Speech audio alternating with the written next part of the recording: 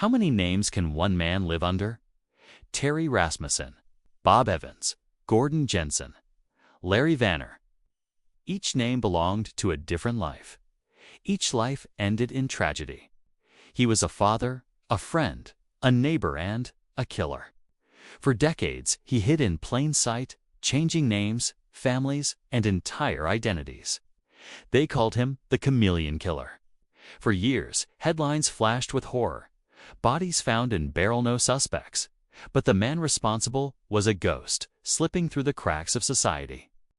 This is the story of how a monster stayed invisible for decades and how science finally unmasked him.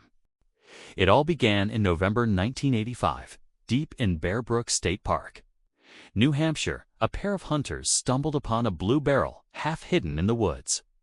Inside, they found the decomposed remains of a woman and a young girl.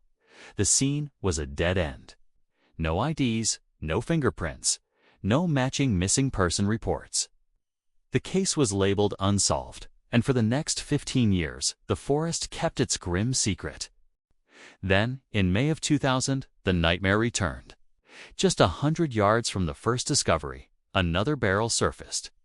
Inside, investigators found two more young girls. The signature was the same. The killer was the same. The horror was unimaginable. For victims, found 15 years apart, all tied to one unknown predator. The clock was ticking, but the trail had gone cold once again. Detectives had DNA from the victims, a powerful tool, but without a name to match it to, it was useless. The case stalled, but hundreds of miles away, in California, a man was living quietly under a new name, a man who would eventually lead investigators straight back to the secrets buried in Brook. He called himself Bob Evans. He worked as an electrician, smiled at his neighbors, and even attended local barbecues. He seemed perfectly normal. And then, in 2002, his girlfriend, Jun, vanished without a trace. When police began investigating her disappearance, their search led them to Bob Evans' home. What they found there was horrifying. Sun's body was buried in a makeshift grave beneath the floor. But the man they arrested wasn't Bob Evans. That name was a lie, just another mask. Fingerprints finally told the truth.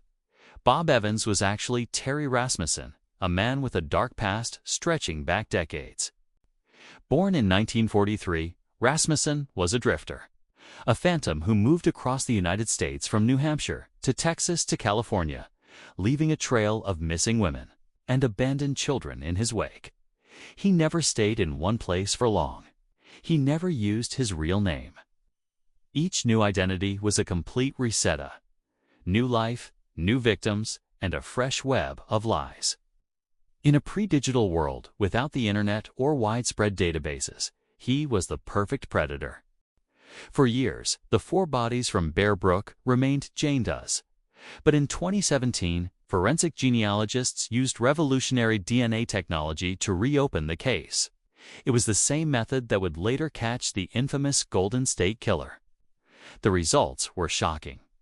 The DNA from the crime scene finally connected to a name, Terry Rasmussen.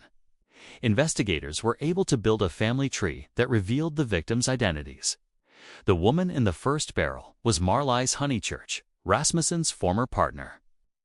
Two of the children were her daughters. Then the fourth child, the youngest girl, was his own.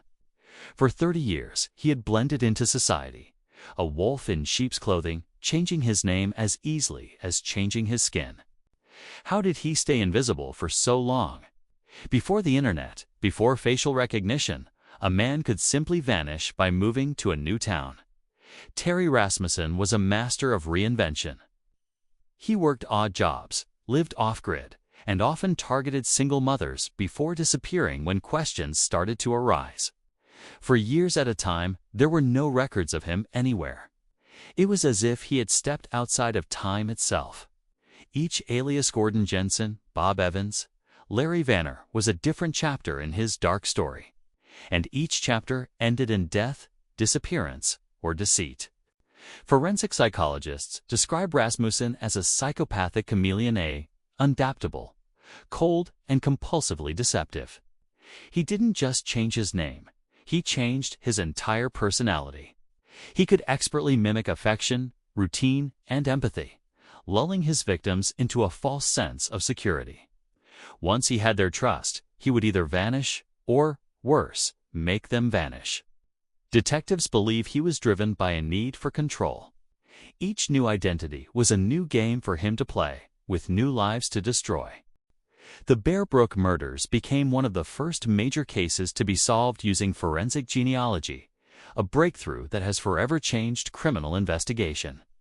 By cross-referencing crime scene DNA with public genealogy databases, scientists can now identify killers decades after their crimes.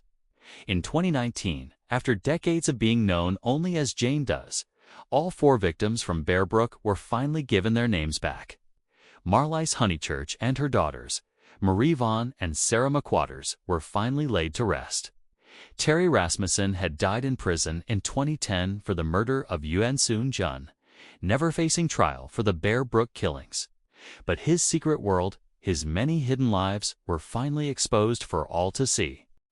Investigators still wonder how many more victims are out there. Unidentified remains discovered across the country could be linked to Rasmussen, the man who lived as anyone but himself. In the end, his greatest disguise was his chilling normalcy. He fooled lovers, friends, and even law enforcement for decades. And yet, it wasn't his lies that ultimately caught him. It was the truth hidden in blood. The Chameleon Killer lived 1,000 lives, but he could never escape the one truth that finally found him. Some killers hide in the dark. Others hide in plain sight. Terry Rasmussen did both. Justice doesn't always come while a person is alive, but the truth always comes out in the end. Thank you for watching. If you're fascinated by mysteries and forgotten truths, make sure to subscribe and hit that notification bell so you don't miss our next investigation.